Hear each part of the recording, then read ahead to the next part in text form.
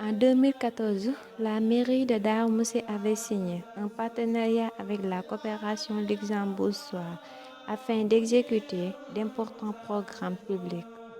Ainsi, dans le cadre du PIC 3, la commune avait reçu des matériaux pour leur mission environnementale envers les populations locales. asalaamaaleykum mbokk yi seetaan seen télévision mag bi di Al Mourti TV ñoo ngi leen di nuyu baax di leen ziar ginnaaw bi ñu santee yàlla julli ci yonent bi tedd bi sallallahu alayhi wa sallam dellu di sant di Serigne Touba Cheikh Amadou Bamba Khadimu Rasul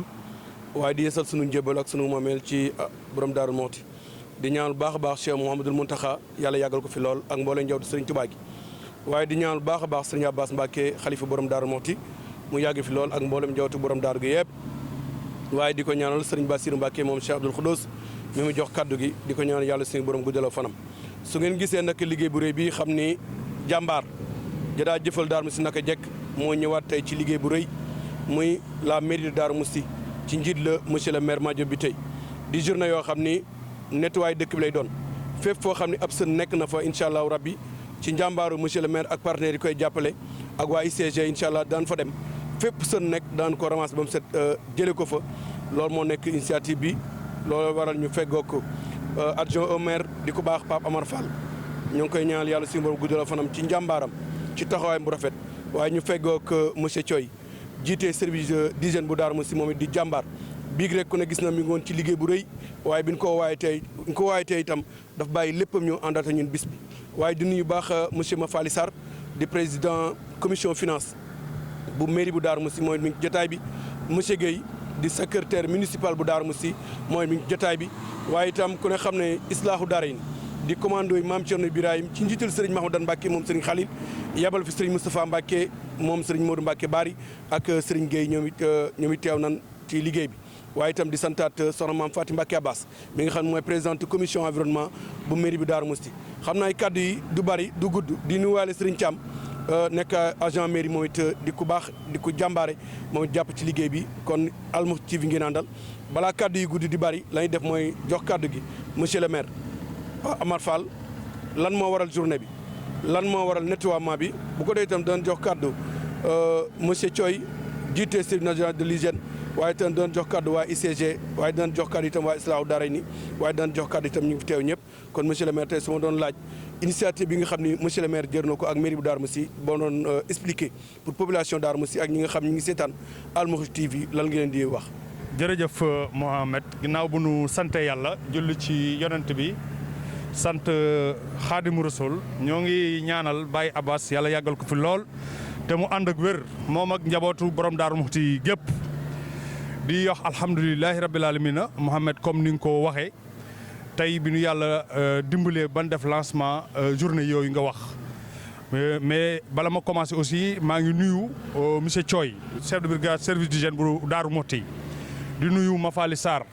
nekk conseiller municipal nekk président commission finance di nuyu Youssou Gueye secrétaire municipal mais également di nuyu sëñ Moustapha Mbacké mi nga xam ne tey moo fi teewal waa islaahu daarayni tey nag Mohamed dafa am benn projet bu am solo bu mairie Darou Mousty seq ak coopération luxembourgeoise boo xam ne ñun bi ñuy jël mairie bi en 2014 PIC 2 bi la yemoon arrêté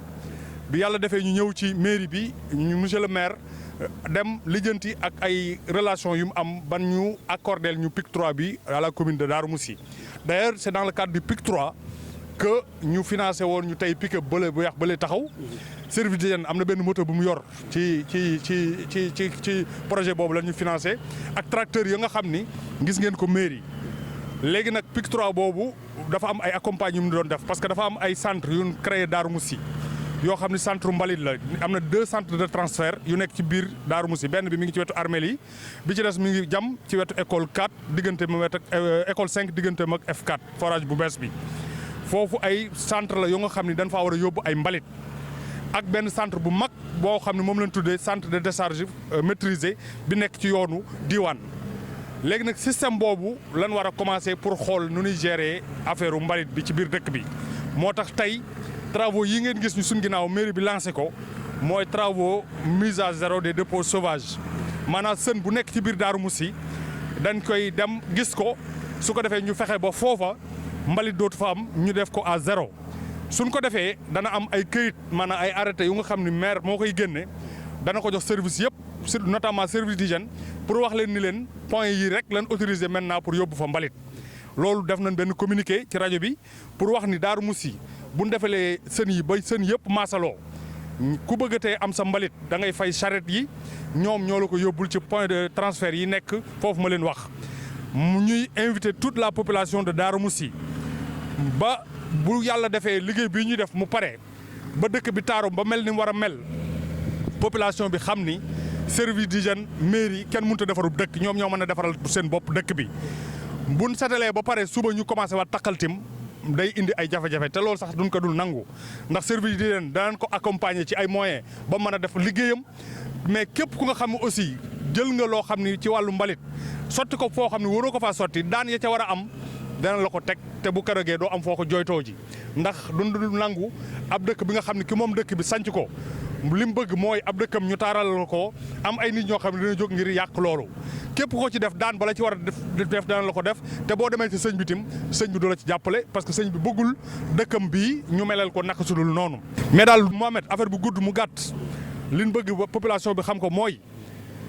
ñi ngi def liggéey bu nga xam ne yombut parce que lii ça demande des moyens suñ ko defee nag suba ñu bëgg a nit ñi bëgg a continuer waat jàpp ni lan war a defoon la ñuy defaat nan xam ne loolu mënut a nekk. am na ay points yoo xam ni am na ñoo xam ne dañuy yëngatu ci affaire mbalit danañ leen wax koñ bu nekk ña fay ñëw di jël seen i mbalit ñu fay leen ñooñu dem yóbbu ko ca centre de transfert yi suñ ko fa yóbboo mairie bi am na tracteur boo xam moom moo koy jël yóbbu ko ci centre bi mujj bi nekk yoonu diwaan foofu la ñuy yóbbu mbalit bi am na defar nañ fa lañ fa war a defar lépp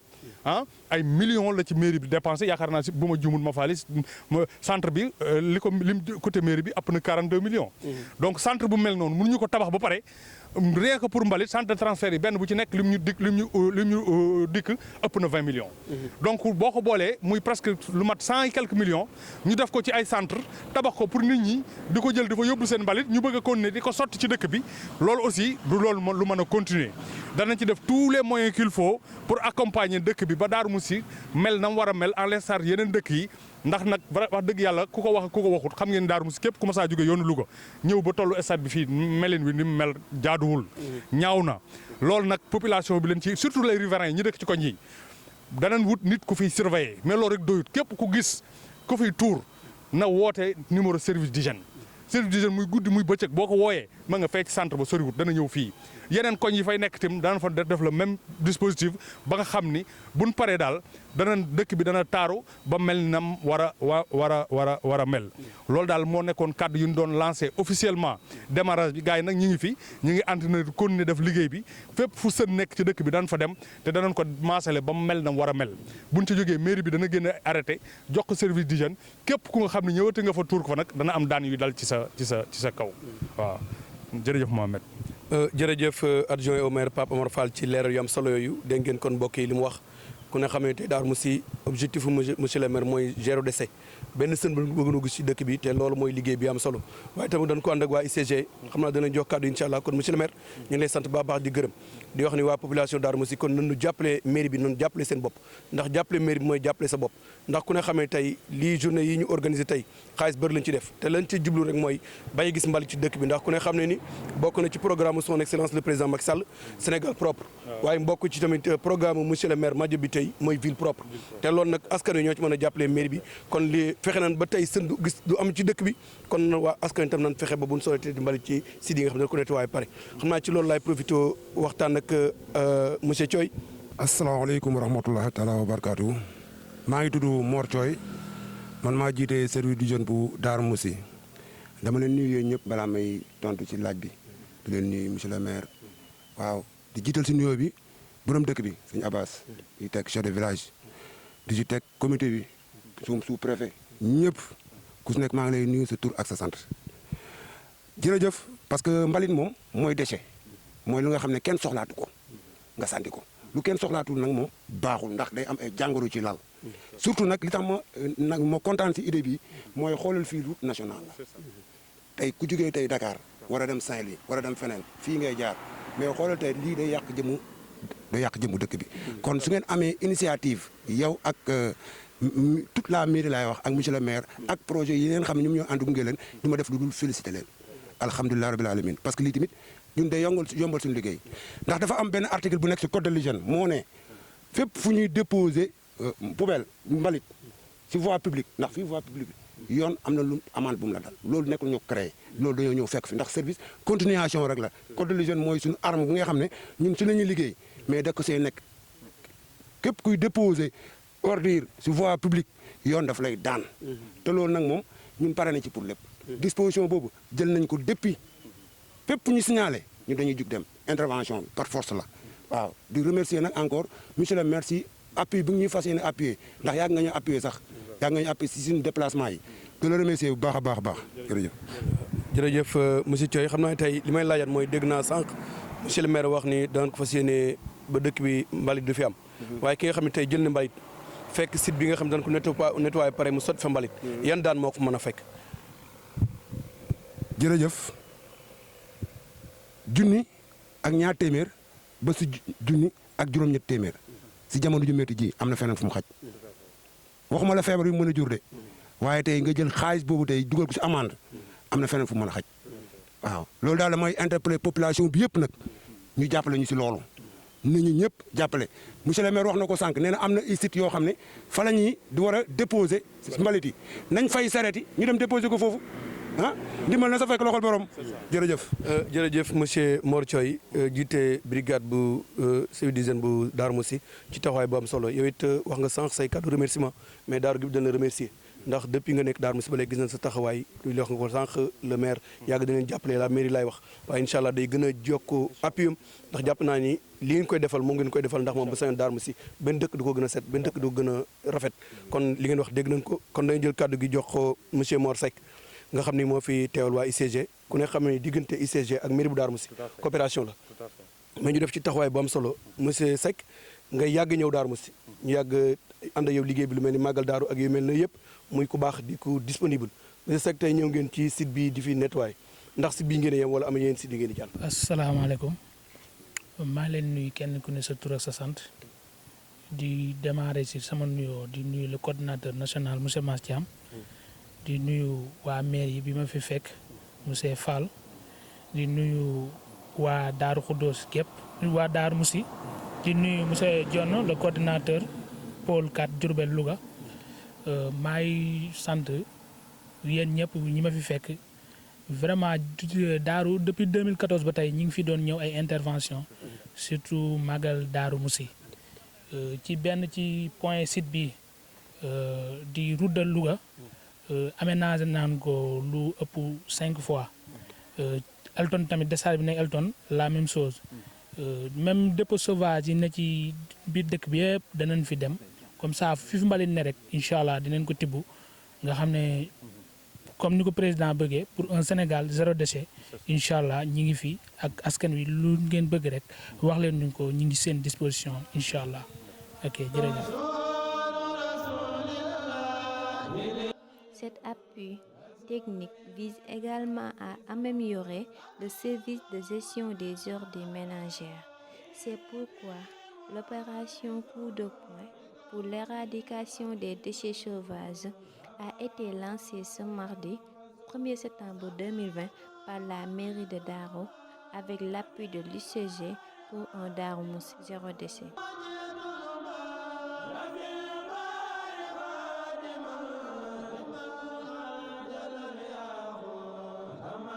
waaye itam monsieur le maire fii site la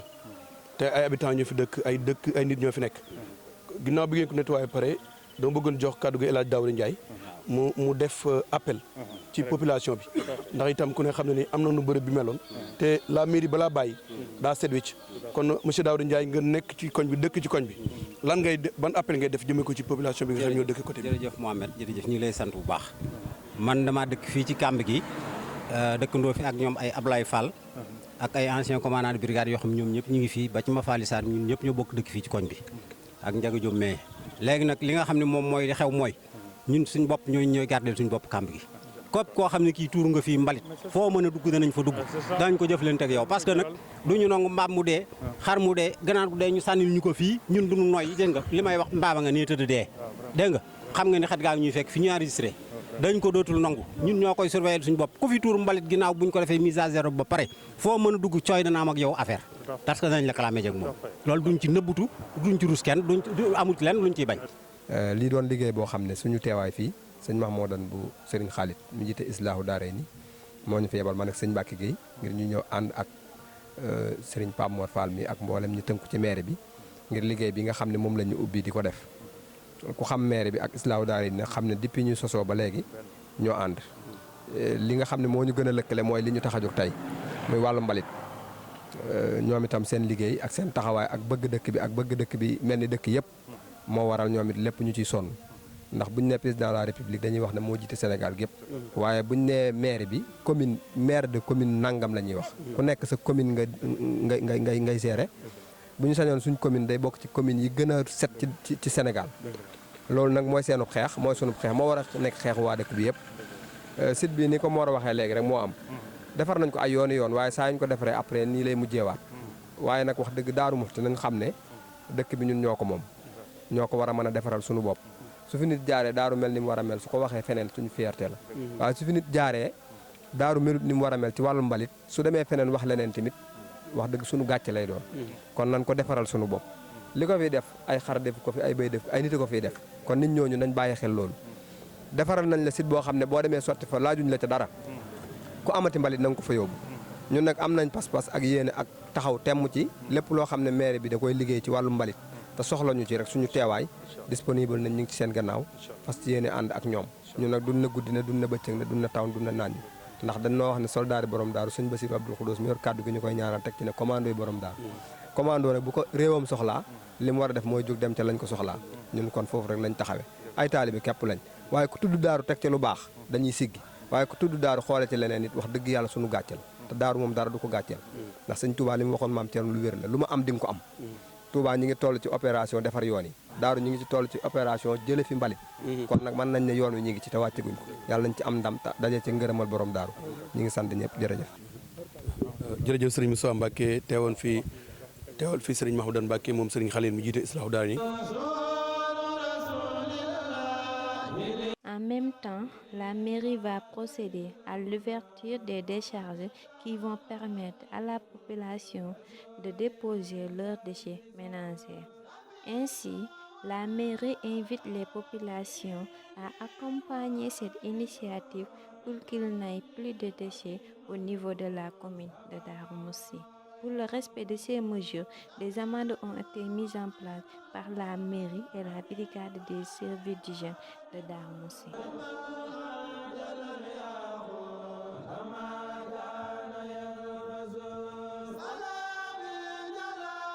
li wax mooy askan wi rek nañu xam ni ñoom lañuy defaral nit nag du la defaral pare ngay yàq kon ñu ngi ñaan ñëpp monsieur le maire wax na ko fi ñu war a sotti mbalit yi wax na leen ko ni ngay war a def ba seen mbalit génn seen i kër wax na leen ko waaye itam doon jox monsieur Thioy mu joxe numéro bi nga xam ni ku ci woote da nga ko jot monsieur Thioy nga ñëw ci numéro bi. jërëjëf maa ngi interpellé toute la population nañu jàppale si kaw liggéey parce que lii yombul kon suñu gisee maire bi ñëw taxaw defar ko war nañ si mën a sawar war nañ si mën a jàppale lu ñu si jàppalee mooy képp parce que fépp koo gis am nañu dëgër bopp am ñoo xam soo leen tere ñu baax mais ñi nga xam bëgg nañ defar numéro bii ma leen jox nii képp ku mu ci woo muy guddi muy bëccëg man danaa jug naa def lu ci war waaw nekkul nag pour affaire jaxase pour affaire defar la rek 77 361 84 00 ma répété waat ko 77 361 84 00 heure boobu mu si wooyee muy guddi muy bëccëg waxuma nag fausse alerte oote pour bëgg a woote mais nañu oote ngir ñun suñu ñëwee mu yombaluñ suñu liggéey jërë ngeen jëf. jërëjëf kon mbokk yi kon numéro baa ngi noonu ndax xam ngeen ni ñoom bëgguñu kenn fayal sa bopp comme ñoom ay kilifa lañ te am na kilifa yu nekk suñu kanam képp koo xam gis nga ngay sotti mbalit ci fii nga xam dañ koo defar pare numéro bi Thioy joxe na ko woote ci moom mu def intervention waaye bëgguñu kenn fayal boppam ndax itam citoyen comme citoyen du fayal boppam waaye am na kilifa yi ñu jox wàllu woowu ñu yor ko te joxe numéro bi kon képp koo xam ne gis nga kuy tuur mbalit ci site yi nga xam dañ ko defar pare numéro baa nga woote kon monsieur le maire dañuy jàllaat ci yeneen point yi incha allah bu neexee yàlla mu nekkoon seen télévision Al Moukh TV di sant sama caméraman nag Mame Thierno Niane ak soxna May Diop mi nga xam moo féetee ci wàllu montage bi di sant ñëpp di gërëm ñëpp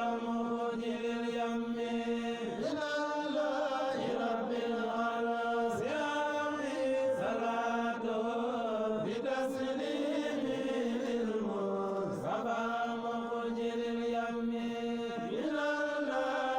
رب